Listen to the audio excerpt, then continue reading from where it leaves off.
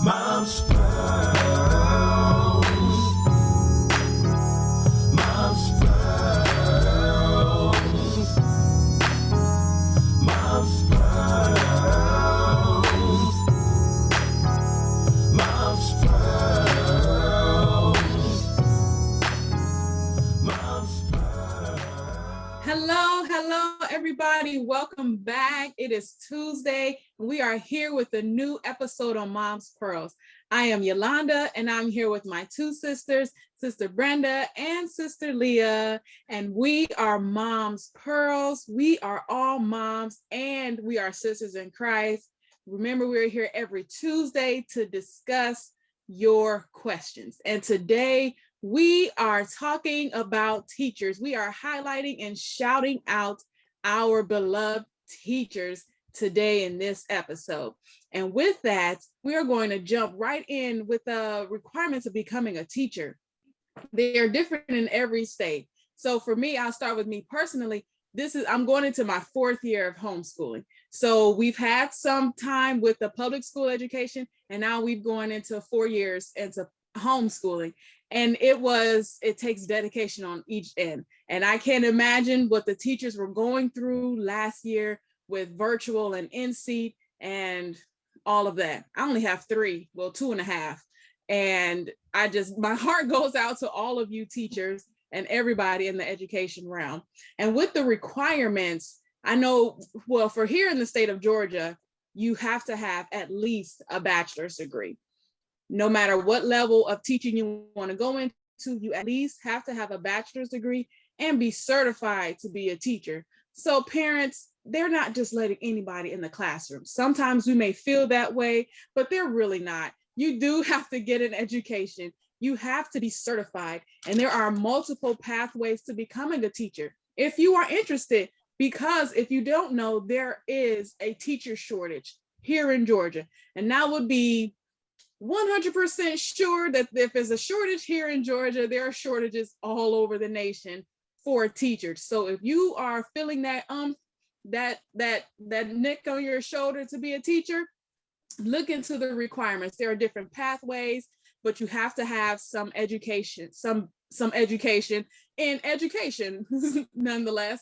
So go out there and look into what it is required for you to become a teacher in your state and help along. Let's reduce the shortage of teachers that our children need, so we don't have to have so many kids in one classroom. What you ladies think about the education requirements? Well, that's good because Yes. you do need education and Absolutely. to be certified. That is very important. But I also believe that's not all there is to it, ladies. And to our audience out there, you need to have a calling.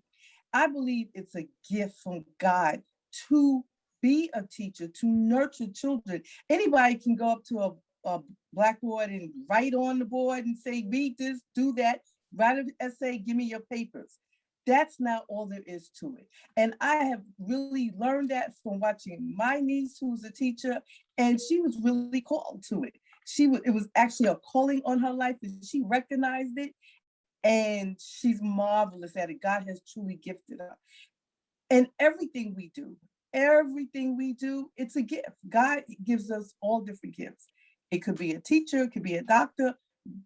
But being a teacher is one of the most important things because you are helping in that village to raise up children, to nurture children, to make them be the best they can be. These are our future presidents, our future leaders, our doctors, our lawyers, all the important people we need in our lives.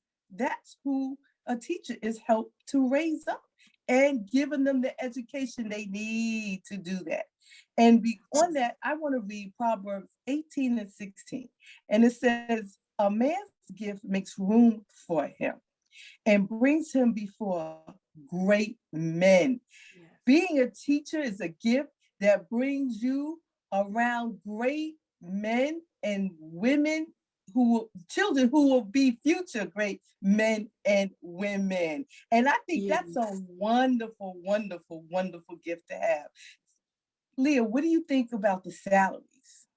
Oh my goodness. So the salaries, yeah, that's not one thing that will definitely make you want to hang around as a teacher. So let's just beware that salaries in Georgia, the average salaries are somewhere between 30 to 55,000. So if you're looking for a place to get paid and live that life, it's probably not being a teacher. But I think it's so important, like Sister Brenda said, in order to have that longevity, you really want to have that call. You really need to be called by God. You really need to feel like this is my purpose, because you give so much of yourself as a teacher. You pour out so much. If you look at our leaders, the people that we know, that we kind of say, oh, that person has done a lot. Oh, the award winners and our historians and all those great figures in our life, a lot of times they'll go and say, I had a teacher that pushed me. I had a teacher that encouraged me. I had a teacher that spoke a specific word to me, So teachers are so impactful. They are with our children for a lot of times, more times than we are throughout the week. Let's just keep it honest, and so they pour out so much of themselves. They give, they encourage these children because they want what's best for them, just like we do. And so as parents, it's really our job not just to think that we're dropping them off at a daycare center or dropping them off where somebody else can watch them, but really to make sure that we're participating in that role with the teachers, that we're building that relationship, that we have that conversation. How is my child doing? How are you doing, girl? You need a word of encouragement. Can I do something for you? Because it never hurts to go out of your way. And if you're looking, trust me, family, all right, now I'm putting y'all on assignment. If you're looking for something to do, volunteer. Hey, I woke up today and I feel like giving. I feel like being a blessing. Email your teacher, call your teacher, say, can I print some assignments and drop them off at the front desk for you? Do you need me to research a topic for you? How can I be a blessing? Because I assure you, their days are long, their time is far spent. And so anything that we can do as parents, as part of the community, for raising our children, for teaching our children, we should definitely do that. Yes. Yes, yes, yes. I love that. I love that. They have to be in it for the heart. It's for the heart. I love this song. I believe the children are the future. And these teachers, that's what they exemplify. They are there because they believe the children are the future. So they are there to teach them well and let them lead the way. I so love that song. It's just so fitting for this segment. And that's what teachers do. It's a gifting, it's a blessing. And so we have to work as a community, like Leah said, to raise our children. It's not just on the teachers and it's not just on us. It's on us as parents and the teachers, because believe it or not, some of them are parents as well and they have lives. And on that note, we are going to segue into two awesome interviews we have with some teachers that we know and love in the classroom.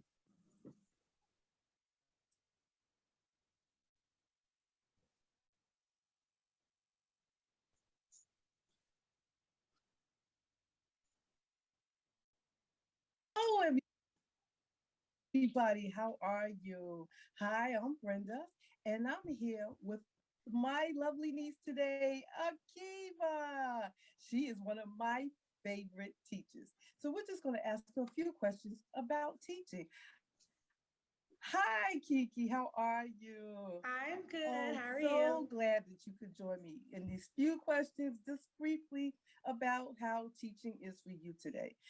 Now, we've been going, the past year has been really, really difficult for everyone. And I know, especially for our teachers, how has it affected you this past year with the pandemic in teaching?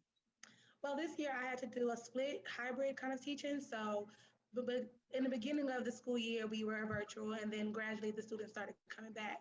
But I would at most have about 10 kids, and we had to separate them. We did have the mask mandates and things like that. So at one point, I was teaching about 17 kids online while simultaneously teaching the 10 children that I have in classroom. So there was a huge difference between the amount of help that I'm able to give with the virtual Mhm. students versus my in-person students. And a lot of times I would see that I will maybe give a little bit more attention to one set versus another set, whether that be I'm too focused on the virtual students or too Mhm. focused moving around the classroom trying to help out. And so it was extremely difficult because small problems you just don't even imagine come up. You lose a kid for 20 minutes and then they come back and they ask them what you just Wow. said for the third time because you had to repeat it anyway for the people in person. And so it's a lot. It was a lot. Wow. I can only imagine how difficult it had been for you. It's been really trying times. Um, what is something you can say about your students? So my students now that we're back in COVID, we're still COVID-19, but we're back in the building this year. So right now I have a class of 29 because I just got another new kid yesterday.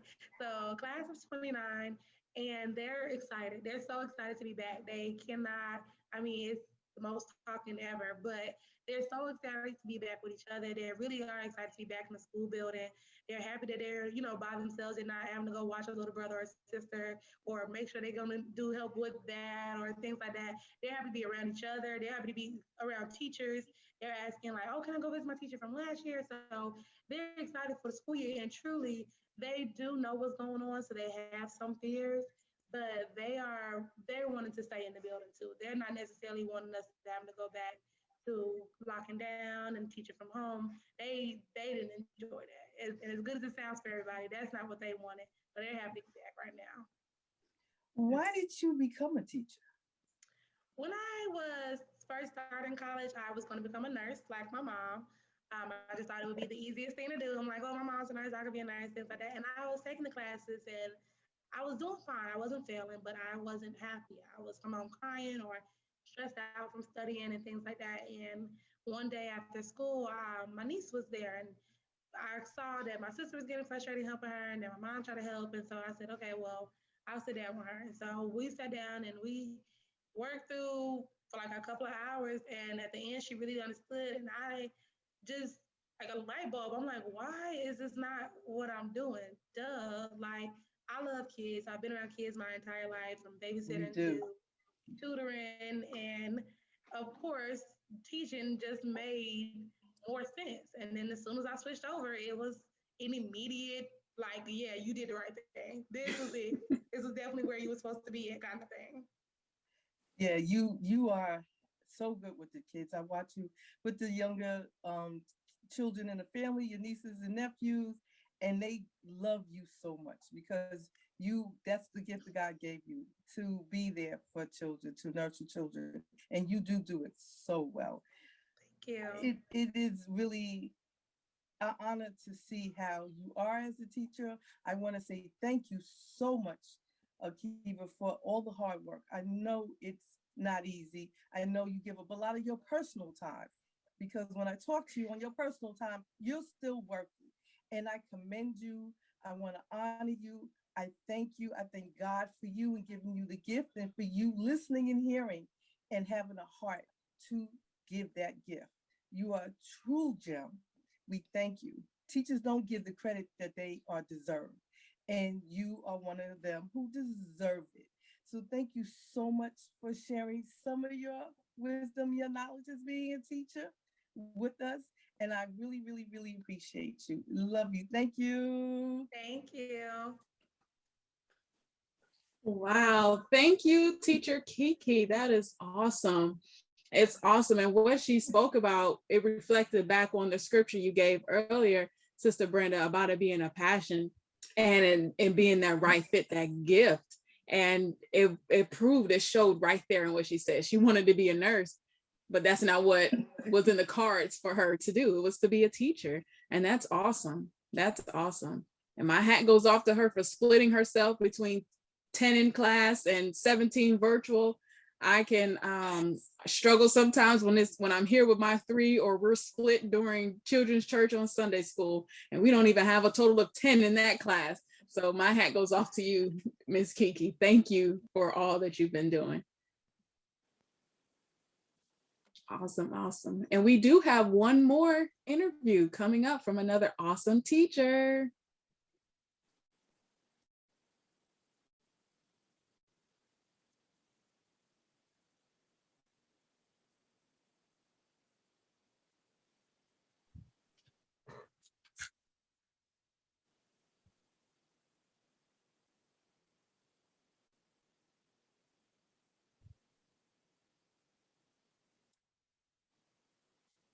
Cassandra MacArthur. She is a teacher. She is a mom. She is a sister in Christ. And it is my blessing and pleasure to have her here today. I just want to interview her for just a few minutes and find out some of the goodies she can tell us about being such a great teacher. So, Cassandra, tell us why you became a teacher. Well, I can remember, being in high school and looking at all my teachers going through school and just thinking, I want to do that. I want to be a teacher, someday. And I just followed in that footstep. Well, I know somebody obviously inspired you because you're doing a great job. And thank you so much for that. Because teachers have a really hard job, and I don't think they get enough credit for what they do. I mean, they're sowing seeds of life into our kids, you know? And Right. well, so how long have you been teaching? I've been working with children for 25 years, just as long as Shanique, my daughter's been born. I've held different positions. I've worked in different settings. I started out in childcare setting. I even held a position in a childcare setting as a assistant director. And then, once I left that's when I went into the public school system. Okay. So tell me, if there was one thing that you could tell parents that would help them get their kids off to a successful start each year, what would that one thing be? Work with them, prepare them, especially if they're coming up preschool age or kindergarten age. Just prepare them the summer before they enter public school. Let them know what they will be doing, what to expect, because it's a whole new atmosphere. They're going to be around other kids that they don't know. I just ask the parents to just work with the child. Okay, and what grade do you teach? Pre-K, 4 and Pre-K. 5 years. Oh, that would be especially important, Yeah. Okay, Yeah. awesome. I love it. So what is your favorite subject to teach the kids? Is it reading? What do they respond to the most that you love? My favorite is social emotional learning, because so many times we get children that has never been in an educational setting. We Okay. get children that may be the only child, that everything is theirs at home. And then when they come to school, we have to teach them everything is not theirs. They have to share. So social and emotional learning, I love, because it teaches the children, it helps them to be able to recognize their own feelings, recognize the feelings of other children, and be able to, play together, socialize, communicate, and, just be able to get along in a classroom setting. And that will follow them from pre-K all the way to 12th grade. Exactly. Well, that is such a big job. I mean, I feel like a heavy load just thinking about trying to get them jokers to play together. I mean, Right, is, right. Honey, I know Right. that's a calling. You are called specifically. Okay, so we just finished 2020, and 2021 is still a little difficult with the pandemic and everything. What were some of your biggest challenges? What was asked of you that you just thought was really a whole bunch? Well, my biggest challenge since the pandemic is just being safe. Being safe, keeping myself safe, keeping the kids safe. We know that the parents are not always going to do what they're supposed to do. So we need to make sure that we're doing as teachers what we're supposed to do, and teaching the children to do what they're supposed to do while they're in our care. Wow, well, that is really awesome, girl. I salute you. I take my hat off to you. If there was one thing, final question, if there was one thing that you could change or do differently, is there anything you would change or do differently? Yes, I would like for, and this is for my parents, for the parents that I've dealt with through the years, just get them educated. Just get them educated to what we do. Some of them think the children come and they play all day long, and that's not the case. Right, So right. just getting them educated to what we do, and then having them reinforce it at home. So a lot of parents just need to be educated, on what teachers actually do. Okay, well, we're gonna be praying that that happens because I know that would be a great benefit. Thank you Yes. so much, Miss Cassandra. I really appreciate you. God bless you. Listen, have a wonderful year this year. I sure will. I sure will. Love you. Love you too. Mwah. Wow, that is awesome. Thank you, Cassandra, for your interview and for your words and your insight. And thank you to both teachers for your candid conversations about your job. And they both spoke to the responsibilities that they carry. One thing Cassandra spoke about was that they sometimes have to do double duty because the parents don't always do what they do, what they're supposed to. So then the teachers have to do double duty. And so I think that speaks volumes because, like you said, we drop our kids off at school and we're like, to be honest, some of us are like, see you later. I'll see you at 3 when you get home or when I get off of work. You're the teacher's responsibility now. But that's not how it works. The teacher has also responsibilities not only for your child, but for every child in their classroom. And then they have responsibilities when they're out of the classroom for their own personal life. And they're still taking care of your children by grading work, completing assignments, creating lessons plans to continue on with the school year. So there's more than standing in front of the classroom, giving your child instructions and sending you emails about things you probably think as a parent you shouldn't even have to deal with. They're in the classroom with you, so you deal with it, you figure it out. And it's just being mindful that the teachers also have things they take care of. And if you want to know what they're going through and what they have to teach, you can go to the Board of Education. They should be able to give you the standards and what should be taught in the classroom. You can go to those open houses, those parent-teacher conferences, and to get an understanding of what your child will be learning from each grade, from pre-K on up. We're in an internet society, everybody. So you can go to the internet and look it up, teaching requirements for pre-K for whatever grade your child is going through. And I know for us at our Dr. Well visits, they'll give you what you should expect for your child going into the next school year. So there's ways like she said, we have to educate ourselves as parents to be able to help the children, also to help the teachers in the classroom. It takes a community. What do you ladies think? I'll throw it to you first, Leah. I agree. I still think it takes a community. And I think when people think about it, sometimes it might seem a little more difficult or like a monumental task that they necessarily can't do. But there are simple things that you can do to communicate with your teacher and see what's going on. Excuse me. For example, last year when they did do the hybrid method and the children started returning back to school, they had to wear the mask every day. So that's what they did. Well, I think it was literally like day 2 and Judah's mask broke. And he came home with a different mask on. And he was like, my teacher gave it to me, whatever case may be. And that instantly made me think, oh, okay. So it makes sense because he was in pre-K.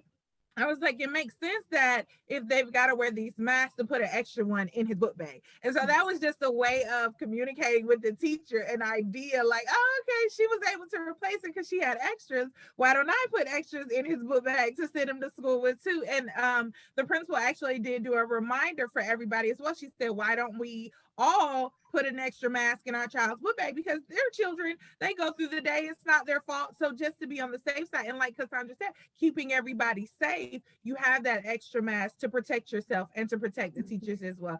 So I think so many times we get caught up thinking it's such a huge task, but even if it seems a lot, even if it seems overwhelming, it's still something that we can do. And it's important that we as parents interact with our teachers and we help the best way that we can, because it's our child that reaps the benefits of us being involved, of us being active, of us when they come home, how was your day? What did you learn? What did your teacher? Like letting them know it's as important to me, your education, as it is to your teacher. Like this is a big deal. This is something we should all enjoy.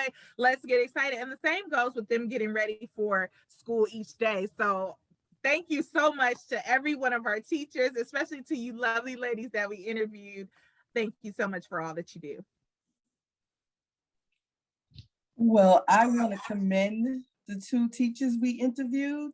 They are astounding. And I'm so thankful for them that they answered their gift and their calling from God, and that they teach our children. And they gave a lot of good, information about what they go through, what they have to do. And like Cassandra said, preparing your child for school, especially at the early years. When they first begin, it could be very scary. I know my oldest son, I taught him how to spell his name. He basically was reading, he could write his name, he knew his addresses, knew his phone number, the basics when he started. And he came home that first day so ecstatic and so proud of himself, because he said, Mommy, they can't spell their name. Why can't they spell their name? They're in kindergarten, they should know that. And it's because nobody took the time to invest into teaching them. And parents fall short on that. A lot of parents do. It's very important. It's a group effort. It's, once again, that village. And we all have to come together for the benefit of our children. It's so important. Yes, so very important. And parents out there, leave us some comments and let us know some things that you've done to help your teachers, and some little insights. Like Leah said, she sent them an extra mask, and then they said, hey, why don't everybody send an extra mask? And some things that helped you all through the pandemic, that's helping you through this new school year. Some of us have started and some of us have not yet. But the biggest takeaway is that we work together, that we have to come together and work as a unit. Parent and teacher come together and do this thing. Get involved in your kids' classroom. Go to the teacher, let them know who you are and which child is yours. And you say, hey, this is the standard for this child. And ask them if you can print some papers, if you can help them wash the board or send extra supplies, just anything just to be a little help. It may seem minute to you, but like Kiki, she's in a classroom of 29. If you send an extra pack of masks for her class, that's one less thing she has to worry about, because if she buys them, it's coming out of her own salary. And we've already discussed how small their salaries are. So let's come together as a community and take care of our children. Get involved, support the child, support your teacher, and have compassion. It's not just your child in the class. It's 29, at least maybe 30 in some other classrooms.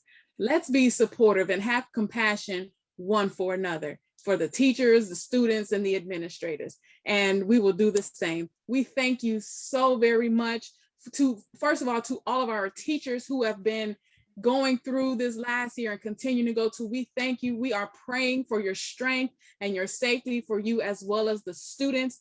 And for all my parents out there, we are praying the same for you. So leave us some comments, some feedback on this. Don't forget to let us know what's helped you out. And don't forget to subscribe to our channel so you can see these videos every single Tuesday. And remember, we are Mom's Pearls, and we are here to discuss life's questions. Thank you. Mom's Pearls.